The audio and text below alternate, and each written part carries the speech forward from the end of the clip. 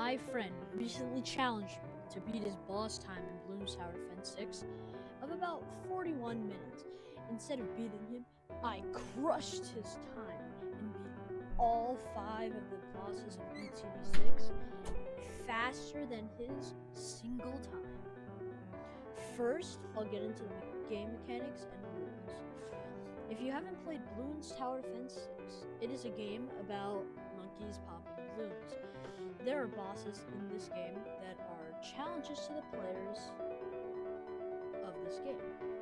Each boss has different mechanics. Every boss is fun to play because you have to adapt to the boss's themes or abilities that it holds. The first boss that I had to kill was Bloonarius. This was the first boss that was created in the game. Over, I think, a few years ago now. Every X% of health that you deal to Bloonarius, I'm just going to call these skulls, by the way, it will spit out many weak or powerful balloons extra for you to deal with.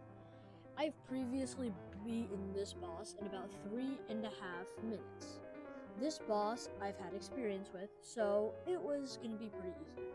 Even though I was rusty, I think I was capable of getting a pretty good time. But I did happen to forget my old strategy. First I would get 4 2-0-0 farms. That means 2 upgrades on the top, 0 in the middle, 0 on the bottom. I would get 4 of those.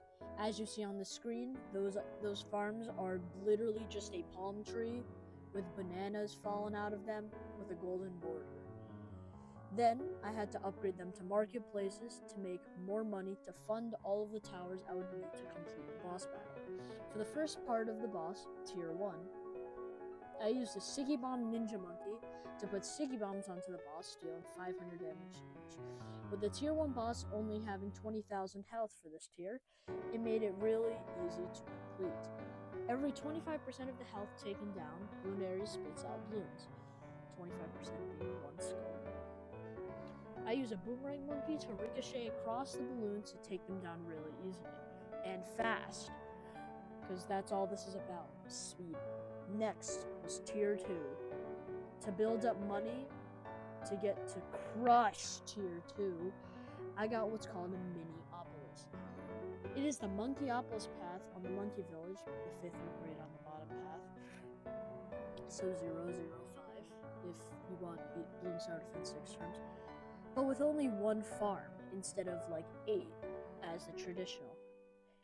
It is very good for making money quick when you don't have much to work with. Next, I had to buy a banana research facility. It makes really good money at this early point in the game. Next, I slowly keep building up the farm empire. I kept buying banana research facilities, or BRFs are short for banana research facilities, so keep in mind you might say that, to keep making more money. As Tier 2 approached, I bought an MAD, short for the Moab Assured Destroyer, which is 550 damage per bullet to the boss. And as you can see currently, it is very fast at shooting. I also used Boomerang Monkeys for the balloons that the boss spawns. With Tier 2 down, I kept spamming banana research facilities to make even more money than I already had. Tier 3 came by, and I bought a Dart Monkey Paragon. Paragons are even better than the traditional max Tier 5 towers.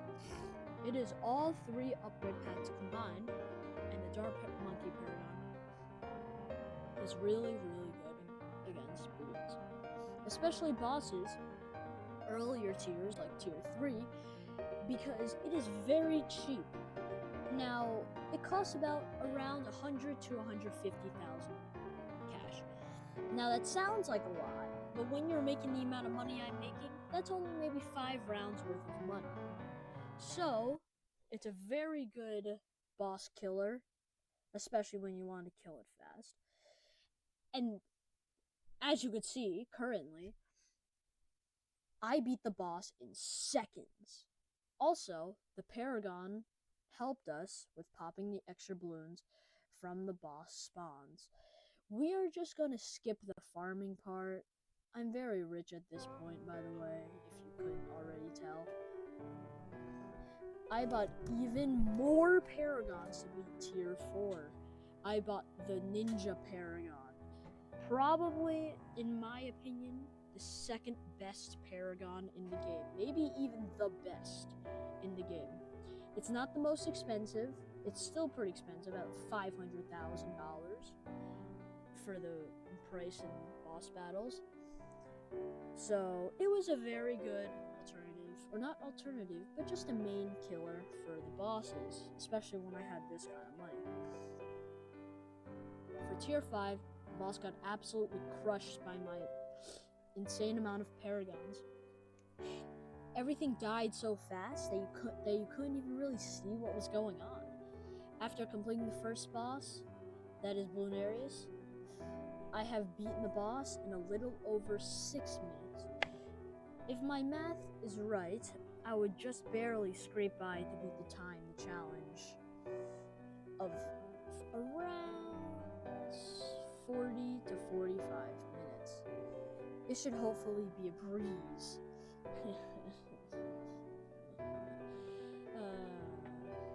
The next boss I would have to kill is named Lich. Some people call it Lick.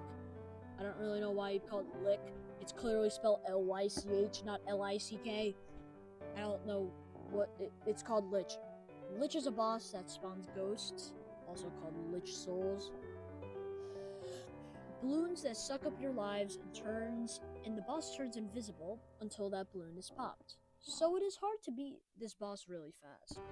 I started to play this boss with the same farming strategy as before. I loved doing this strategy because it isn't that hard to do and makes tons of money early in the game. Tier 1, I had the same strategy. Also, by the way,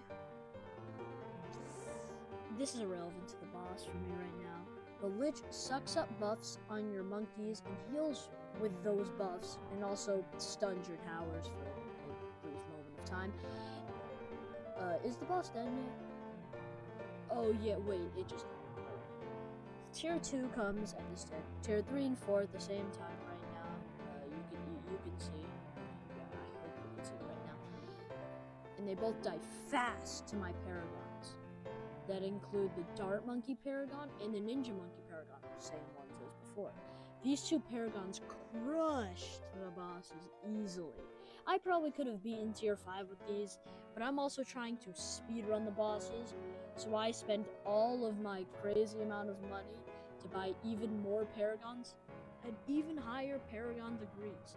A Paragon degree is the level at which a Paragon is. The higher the Paragon degree is incremental or multiplicative of the boss's health takedown, how fast you kill it, how much damage the Paragon does. Tier 5 came, I spent all my money on these high Paragon degree Paragons, and easily killed the boss really, really fast. The next boss, that is called Vortex, has the ability where every skull, if you don't remember somehow from only like 8 minutes ago, a skull is a portion of the boss's health, traditionally 25% in normal mode bosses. It pushes itself back and forms a temporary shield and stuns nearby towers that you have to make the boss harder.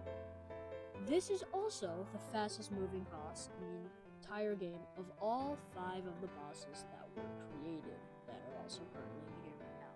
Second fastest being Lich or Phase. I'm not really sure. I don't feel like searching it out.